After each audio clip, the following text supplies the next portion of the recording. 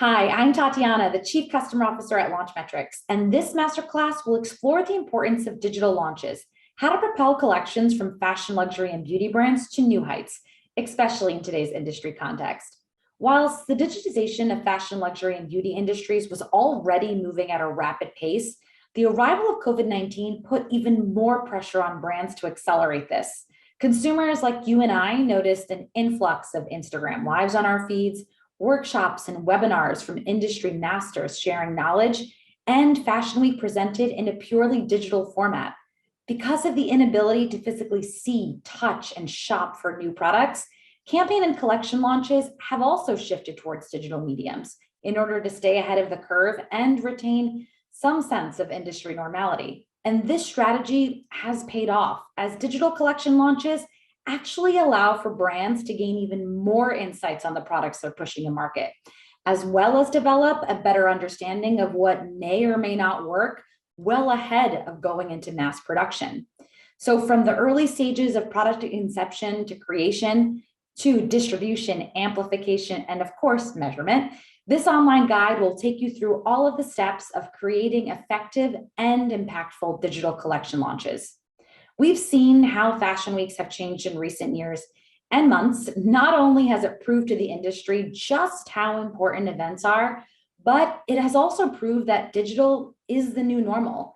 In fact, you might know that Launchmetrics teamed up with the Fédération de la Haute Couture et de la Mode to digitize Paris Fashion Week once the pandemic arrived.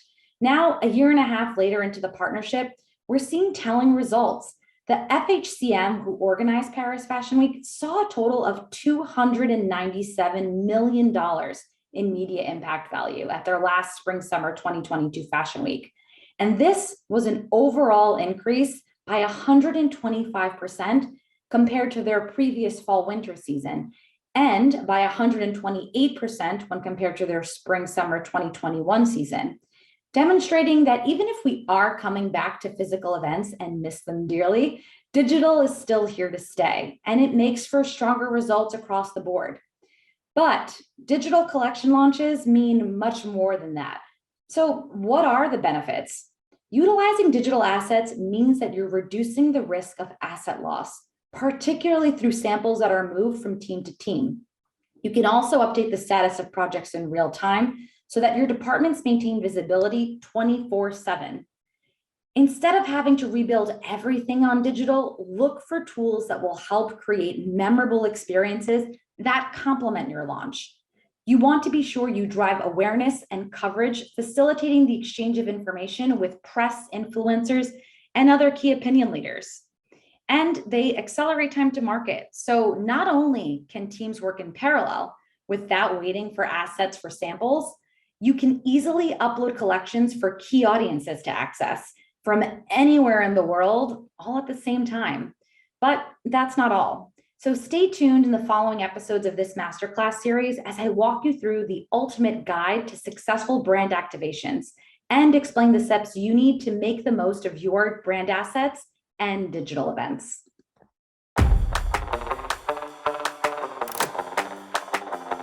And this episode will explore content production, covering what you should be considering when you're planning for your digital assets.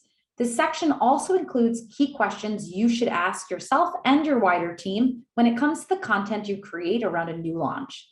Today, brands are investing 60% of their budgets into creating content, amplifying that content, and measuring how well it performs. And when it comes to digital collections, the content you create is the first thing your consumers, KOLs, and industry stakeholders will see. In order to make your collection launch stand out, whether it be a new fashion line or a beauty product, you need to create unforgettable and share-worthy resources. Key marketing channels such as social media platforms and voices such as media or influencers are some of the most significant measures of success of a new launch. How people respond to your collection can either make or break your target audience's perceptions. Therefore, much like a press release, your assets have to be unique enough to capture key stakeholders. With a multitude of touch points that consumers experience on their purchasing journey today, the quality of the content you produce has to be top-notch. If your design and manufacturing departments have worked tirelessly to create a potential bestseller, It's important that you showcase this in the most effective and engaging way possible that drives the industry stakeholders to talk about your products and ultimately your customers to buy them. This is especially crucial in relation to digital collection launches because these aforementioned groups can't always physically see, touch, or try the garments or products you're publicizing. So you need to be able to use your digital assets as the means of communication. And you can do this in a number of ways. One of which is by utilizing a professional service production, such as iMaxTree, which is a professional production service by Launchmetrics. They can shoot content for your campaign launches each step of the way. This can be through product stills. So the team can capture both static and 360-degree product imagery, as well as videos that showcase your design's look and feel through event footage. So whether this is a digital or physical event, from the runway to backstage, street style, the team covers all angles. So you can focus on broadcasting or running a seamless event from start to finish. And finally, through lookbooks. So you can utilize both photo and video lookbooks to showcase your entire collection, putting a creative spin on your digital assets and giving buyers or press an overview of the pieces that your brand is launching. You also need to consider where your assets will be seen. If social media is one of the key ways that you reach your consumer, think about how you can repurpose the content you create and apply it to the individual platforms that resonate with your followers. If more traditional sources of media like magazines and publications are your biggest value earner, try to format your content in a way that will help editorial teams easily understand your collection. Wherever your digital collections go, consider the big picture. So here are some helpful tips for content production that will help you increase your brand performance. First, consider your audience. Speak to your sales team. They know your consumer and they know their profile. You want to put yourself in their shoes. Think about the best content formats that will reach them where they are.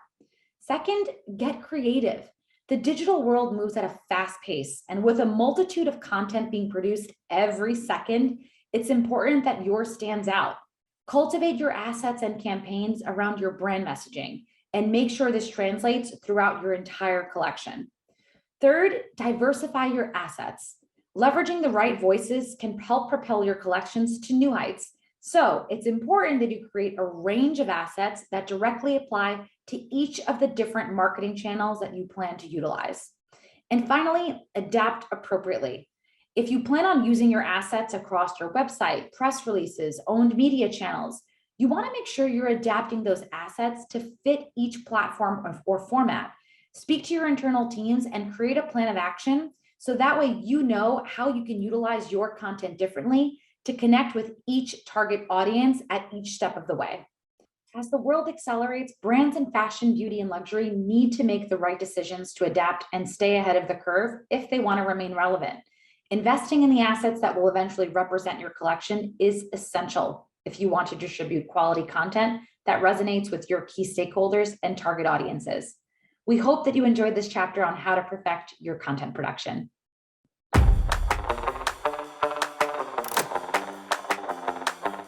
And in this episode, we'll explore how you can utilize digital or phygital events to amplify your collection launches. Events are integral to the fashion, luxury, and beauty industries. In fact, our research has found that the MIV generated for luxury fashion brands was roughly $300 million higher during Fashion Week, and that the average MIV generated during a live Fashion Week show is about $9 million in media impact value. However, when physical events came, unfortunately, to a startling halt, brands had to think about how they could still create excitement around a product launch. We lost the experience of a live fashion show or a press trip or a dinner party. And while I think we're all excited to get back in person and have a physical event, and we definitely won't switch from entirely physical to digital, in the future, the reality is that digital is here to stay, and successful upcoming activations will be what we consider a phygital or physical and digital hybrid. Traditionally, amplifying the impact of your product launch included a plethora of in-person activations, all of which have had to find some kind of digital equivalent in order to survive, and moreover, to thrive in these challenging times. Using a unified platform to manage, plan, and measure your event experiences is one of the best ways that you'll be able to digitally propel your collection in an efficient and organized way. In this section of our guide, we will take you through the steps of planning those events that can complement your digital collection launch, making sure that you're going to coordinate the touch points to bring these brand experiences to life in the digital space. So first, let's talk about the pre-event. The event planning process is one of the most crucial elements to get right in order to ensure your digital, physical, or hybrid event goes off without a hitch. Managing everything in one place will help you monitor your guest list in real time, as well as communicate efficiently with your guests. So starting with the guest list, once you have drawn up your list of invitees, you can categorize them into different groups, depending on who you're planning on inviting. So think VIPs, buyers, stylists, influencers. And if you're not sure who to invite or think you might be forgetting someone, one of the benefits of utilizing a centralized system is you can always access historical guest lists or guest lists from other events. Because at the end of the day, if you have everything in one centralized location, pulling that is as easy as clicking two buttons. The other benefit of having these categories or groups is if you're collaborating on a guest list, you're able to very quickly search, export, and share those guest lists, whether that's with a different internal department, such as sales or celebrity, or perhaps a different team in a region, a different geographic location. This way, you're able to easily collaborate by just searching and utilizing these categories. So now invitations. In order to attract attention and draw in RSVPs, you want to make sure you're distributing an invitation that's on brand. You should always be creating bespoke invitations that still make your guests feel excited and inspired. At the end of the day, the invitation is probably the very first touch point that your guest is going to have with your event, with this experience. So if you're a fashion brand, think about how you might invite KOLs to your event every season, and then try to translate that to a digital medium. It's actually always one of the first concerns that our clients have when they're moving from physical to digital is how to make sure they're still personalizing the invitation. And you can absolutely do that when you're using a system such as Events by Launchmetrics. You can create and send digital invites using what we call the events mailing feature. It can be completely on brand and customized so that it's bespoke to make sure it's the same brand experience that your guests are having digitally or physically in the invitation that they're receiving. Aside from that, you can also add unique barcodes or RFID chips for each attendee, and you can monitor your guests' RSVP in real time all the way up until the start of your event. So now thinking about a pre-event page. So if you are hosting a digital or hybrid event, you should always set up a pre-event page that users can visit before the event actually happens. Using the digital events page builder in Events by Launchmetrics, you can customize and build this page. Again, making sure that it's on brand. You can share collection notes, add a countdown clock to build excitement. And here you can also integrate a YouTube or Vimeo embed code that will link to the video, whether it's recorded or live stream for when your event begins. With hosting virtual events, it makes it much harder to know who attended your event. And an event page is necessary because what happens is when you use something like an event page, it sends a link that's unique to each individual guest. So if they do tune in to your digital event, you can actually track who did or did not attend your event because the link that they have to access it is unique to each individual person. So now let's say the event's prepared. Today is the day. It's event day. We all know that this can be a very stressful day. Things are changing up to the last minute. But let me walk you through some various points to keep in mind on the day of to make the most of your event, which at the end of the day, you've spent so much of your own time investing, make sure it goes off as perfectly as possible. When it comes to check-in, as previously mentioned, if you're hosting a digital event, you can send those unique links to your guests in order to ensure that you're tracking their attendance. However, as the world has begun embracing a new normal and physical events are becoming more of an option, it's important to make sure that you're still ensuring the maximum safety for your guests if you are in person. So using something like an RFID chip or a barcode system is a good way to run a smooth and contactless check-in in order to combat one of those challenges of running physical events post-COVID. Engaging on social. Even though your event might not be physical, you should still maximize the potential reach of your social channels. So in order to publicize and cover your event as it happens, you may want to extract quotes to repurpose on your socials if you are having a speaker for your event, take screen captures, or use your existing digital assets to amplify your collection even further. Drive your followers towards your event. And if you have an event or brand hashtag, make sure to remind your audience to use the hashtag or to tag your social account when they are posting any content related to your event. So now let's talk about post-event. Now that the event is over, how can you keep that momentum going? So let me explain some of those tips and tricks that you can apply in your next branding activation. Firstly, repurpose audience content. If your viewers have shared any content that was related to the event or during the event, and they used your hashtag or they mentioned you online on their social posts, you can repurpose this content on your own channels. In doing so, you're demonstrating who came to your event while utilizing a user-generated content strategy to show people what might be in store if they join one of your events in the future, or if they're engaging with your brand in some way. Collecting feedback. How well did your event perform? The best way is to ask your audience, whether it's through a follow-up email or an Instagram poll. Ask your attendees what they thought about the event. What were their favorite features, products, moments, as well as what they may have wished you had included. This way you can take all of that into consideration for your next event. It's extremely valuable feedback from the people who matter most. Finally, you want to make sure you measure your success. So once the event has wrapped, don't just leave it there. The data you collect can help you plan in your future events, making them more successful, and it better informs you on how you want to run your future or next event. But above all, you want to make sure your process runs smoothly from start to finish. Productively plan your strategy, plan your timeline for pre, during, and post-event actions before you jump into the intricate details. Once you know exactly what you need for your current and future events to go off without a hitch, you can start setting up properly. So understanding a little bit better RFID and QR codes or barcodes. We mentioned the ability to use this earlier on in your invitations and during your check-in experience, but what are they? How do they work? So how you can utilize RFID. Event planners are now implementing what we call RFID technology and event organization software to optimize the check-in process. RFID are merely these small tags, really inconspicuous tags that can be embedded or stuck onto your conversation, to your invitation, almost like a sticker. It can be completely invisible to the naked eye if they are actually being embedded in your physical invite. Antennas are then set up at the entrance of your event. So when someone actually walks by these antennas with a physical invitation, they can automatically get checked in or marked as attended for your event.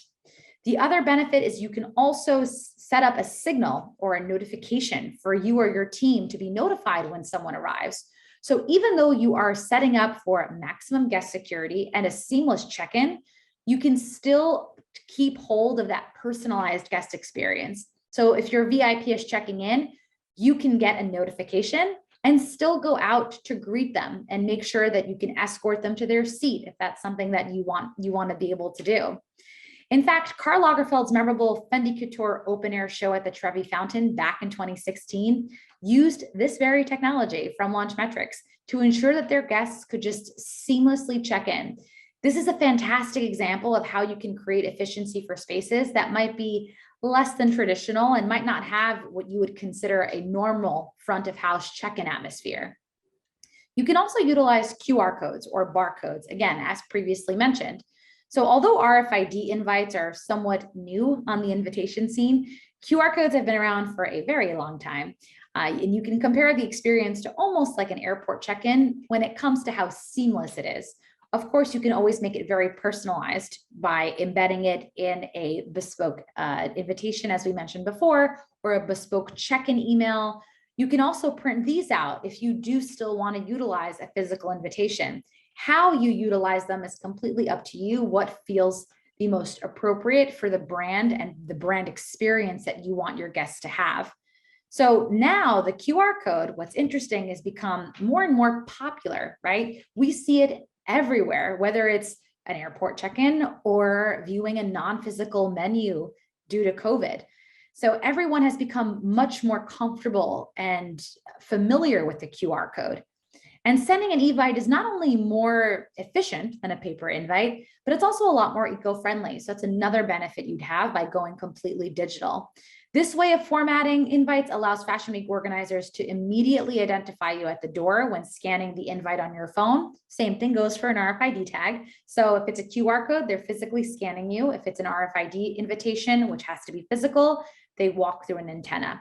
But when you are being scanned with a barcode, the ability or the benefit is that when you have to actually go through a physical check-in process, you get scanned, your security or check-in member of your team can see who that is, and of course, usher them to their seat.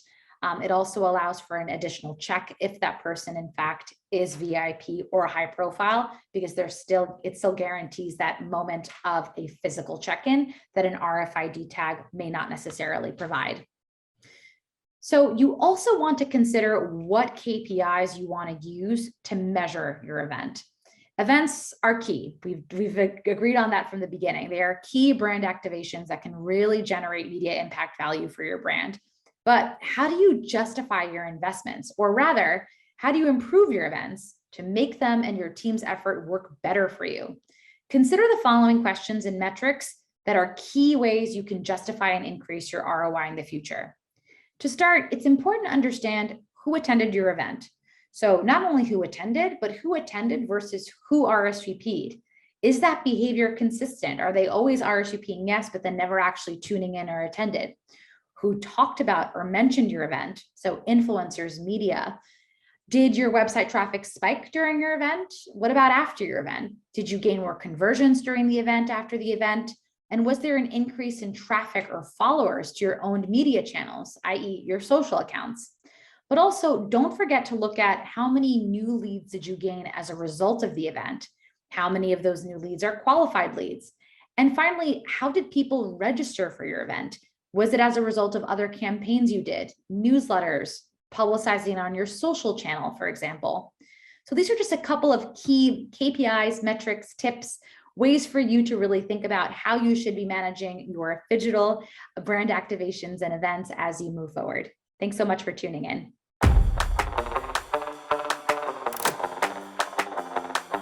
And in this episode, we'll explore how you can create a digital showroom to amplify your collections even further. Brands face various challenges when it comes to launching new products or campaigns, especially in recent times. Take Fashion Weeks, for example. There still remains a lot of question and uncertainty around the future of fashion shows. How and when will people be able to internationally travel to attend in-person events safely? Moreover, digital events have helped create an inspiring experience, but being able to see the garments, see how they move, view the materials, feel them, and explore a collection in its entirety can be difficult, especially if showrooms are closed or if it's after office hours. Therefore, it's essential that brands start to cultivate their collections in different formats. Creating a digital collection isn't just about problem solving for the pandemic. It can actually provide brands with more opportunities than ever before, allowing them to reach a global audience in an efficient way, collect more detailed data insights about the garments themselves, and potentially even reduce waste by using that data and using those insights to help inform their production process and plans. But perhaps the number one challenge in communicating products digitally is making the experience feel real, giving stakeholders an understanding of how the products move and feel. If you want the consideration and effort that has gone into designing your garments to really translate, follow the following guidelines. 1, provide choice. One of the main benefits you have of putting your collection online is you get to decide how exactly your products appear, because you can select, produce, and publish all digital assets. When it comes to displaying those assets, you can make decisions based on who you're distributing the assets to, this digital showroom to. Different industry stakeholders are likely to respond in different ways to different images. So categorizing and labeling your content can be extremely helpful to be able to do this in an efficient way. Imagine you've just wrapped up a fashion show. It's likely that PR and press teams are going to want the full-length runway shots from the show to later distribute through their channels. So categorize your collections by season, subcategorize by type of image so that you can easily send out and access exactly what you need in an easy and targeted way. Get down into the details. Creating the product experience that will win over your audience is arguably one of the most difficult things to get right in a digital format. You want to give viewers as many ways possible to view your product so they can imagine exactly what it would look like in person. Here are some of the best ways you can elevate your digital assets. Firstly, allow users to zoom in on every product detail as if it was in their hands. In Galleries by Launchmetrics, you have the option to embed more detailed information, videos, imagery, so you can make sure you're utilizing this feature to anticipate all of the details that your audience may want to know about your product. By categorizing your assets in different sections, you can show your collections in more than one way. So you can have an overarching showroom and then section by lookbook imagery, product shots, fashion show, street style, and more. So users can experience each area of a collection release, but all in one coherent space. Use mixed media. Sometimes the best way to show a product is via video, other time through imagery, and sometimes in the format of a fashion show live stream. For each section you create, you can bulk upload different types of media at the same time so that you're covering all of your bases efficiently. A great thing about showcasing your collections digitally is the ability to send assets across all of your target markets. However, just like you would have a different marketing strategy if you were expanding into or marketing to Asia versus Europe, you should also consider what assets those regions would respond to. As you build your showroom, you can select what language you'd like to display, as well as customize the text, the images, the visuals that you actually want to use to market the collection. This will resonate even further with those relevant stakeholders, as the digital showroom will be more immersive and relevant to them. So you've decided you want to build a digital showroom, but maybe you're not quite sure where to start. Let's walk through some first steps and best practices. Firstly, you want to make sure that the assets that you're going to upload are named in a clear way. This way, when you are uploading them, you're able to easily reference what it is that you're looking at. You will go ahead and upload your assets into what we call the library. The library will host all of the different videos, images that you've uploaded cross-season, cross-collection. To upload, you'll go ahead and just indicate the brand season collection album. Then it's as easy as drag and dropping all of your files at once, and the system will know if it's videos, images, and process them accordingly. Once you've uploaded your assets, then you're ready to actually create your showroom. So you'll go ahead and add a showroom, name your showroom, and remember, you can personalize and create as many showrooms as you'd like. So if you want just one for your entire collection, you can certainly do that. You can make it market specific, in which case you can choose the correct language so it feels really personalized. Or you can also create showrooms by audience. So perhaps you are going to create a showroom for a stylist, and you're going to showcase all of the different pieces that they can pull from for celebrity dressings that they might be doing. If it's for an influencer, you can create, or a group of influencers, you can create showrooms for gifting. It'll showcase all of the different products that are available to gift. For buyers, that might be different than for your editors. So again, it's completely personalized depending on what it is that you need it to do. You can also indicate what the showroom header is, which will pull the logo appropriately, the user actions, so whether or not the recipients, the audience of your actual showroom, can download the imagery or the videos, whether they can download the press release and then request samples. That's another option. So not only are you allowing them to access your digital assets, but it also can help with the physical side. So it allows them to request samples for them to use for a later shoot. Then you can create your sections. So this is, again, the experience that they'll have if you want to add lookbooks, street style, product shots, however many sections you'd like. You can go ahead, just continue adding them. Then here you're finally adding the images or the videos. So if you click on here, you'll see it's going to launch the gallery. And what I can do is select the individual images by selecting over here on the side, one by one, or I can go ahead and select all and add it to my section.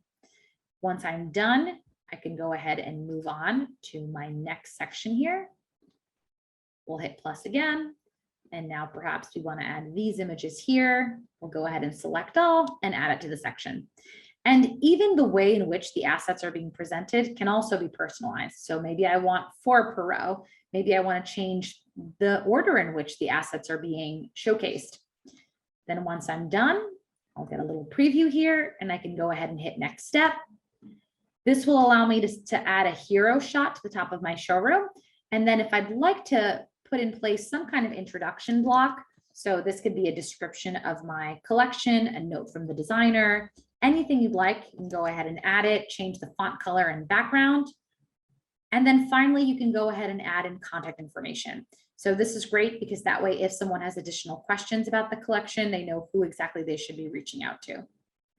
And then finally, you can go ahead and see the showroom itself. So I have one here that's already prepared. Here is my logo or my hero image, my description, and then here are my different sections that I've created. So I can go ahead and see the different samples, lookbooks. If I want to click into the lookbook, here are all the different backstage shots. I can go ahead and click in. I've allowed my audience to download, so I can go ahead and download images. You can see here that even downloading print quality imagery is available. So if you are dealing with editors who work for a print publication, they can use this to go directly to print. And of course, here, if I want to go ahead and download all of my media at once, I can do that. And finally, at the bottom are the different press contact information that you may have added. And once it all looks good, then you're ready to share your showroom. So if you go ahead here into showrooms, you can share, copy the link and distribute it that way, or you can actually password protect it. So only making sure that the people that you want to access it do access.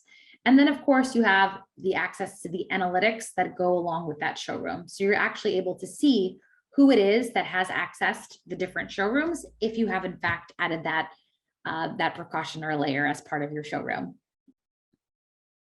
After you prepare your digital showroom, it's time to get it out into the world.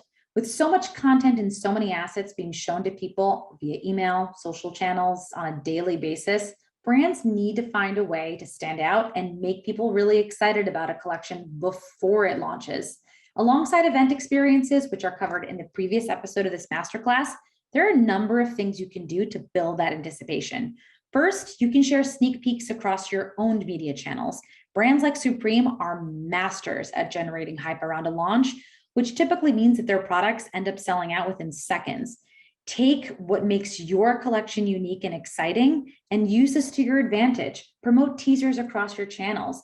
If you've collaborated with another brand or public figure, use that to your advantage. You may want to partner with them in your promotion. Drop spoilers across both of your social channels. Just like you might a fashion show, you want to create this atmosphere that entices your target audience and makes them excited and want to learn more. Secondly, you can leverage influencers and celebrities. Who does your target consumer look up to? Who do they love to follow? Use data to understand who would be best to speak to them and who can represent your brand in an authentic way that aligns with your values. Just because Fashion Week might not be running in the way that it used to, doesn't mean that you can't still leverage these voices in creative and clever ways, in ways that are going to build hype around your launch. You can still do product send-outs, partner with KOLs, create content to show off products before your launch. You can even create virtual events that end up mirroring influencer type of press trips, which communicate both exclusivity and excitement around a launch. Lastly, partner with the press. Keep your communication on point around launch and always be promoting the release of the showroom to industry stakeholders and media outlets. Authoritative sources like these can be your best method of mass communication and validation when it comes to generating the anticipation and awareness around your launch. Learn more about the digital tools that can help your showrooms below.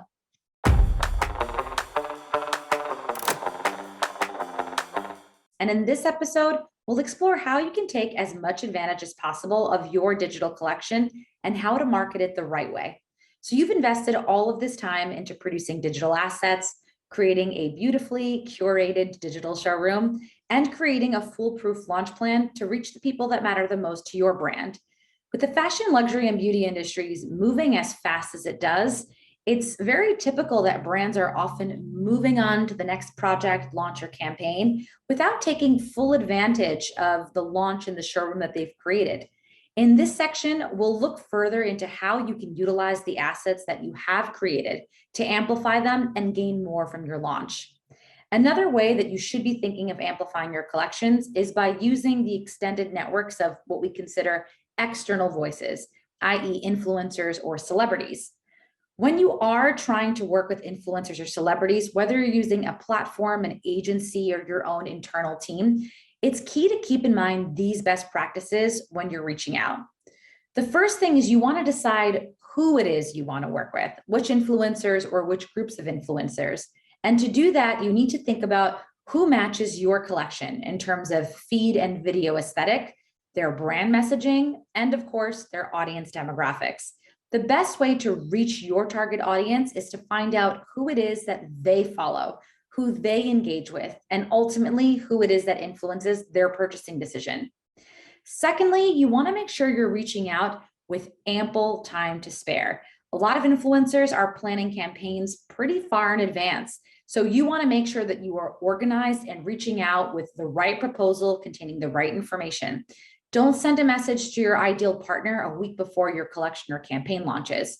You want to allow for plenty of time so that they can prepare, and that will increase the likelihood of them working with you on the specific campaign.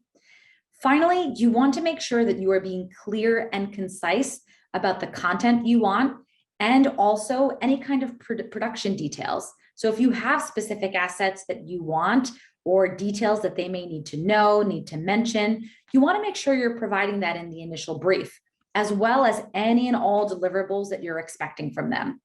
Finally, operate a consistent stream of communication. Stay in touch with them so that you can turn over any revisions, comments, etc., as quickly as possible. And that way you're answering any questions that they may have about the direction of the content as they're making it and moving along. At the end of the day, it's a two-way relationship, and you want to make sure that you're investing in it as much as they're investing in you. Thanks so much for tuning into this series. I hope you found it helpful, and I'll catch you in the next time.